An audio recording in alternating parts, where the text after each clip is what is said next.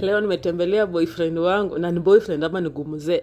Hii mambo ya kutafuta pesa. Hebu niangalie nyumba yake venye iko. Na nyumba yake ni smart. Huyu atafata toboka, huyu atatoboka. Mtoto wangu lazima akule single mother tunakapitia. Na mwenye ako wapi? Baby kuja, baby. Baby. Ndio huyu anafungua mlango.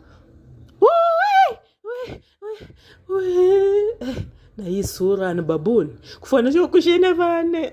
Babe, sorry. Itabidi nimejifanya tu. Lakini anafanana vibaya. Tena hata afadhali brayo wangu. Baby, pole. Unajua niliitwa mtu mwenye anastuka ndio maana nimestuka. Lakini anakaa mbaya. Hata afadhali brayo wangu hata kama ana kakitu. Anakaa hired goon.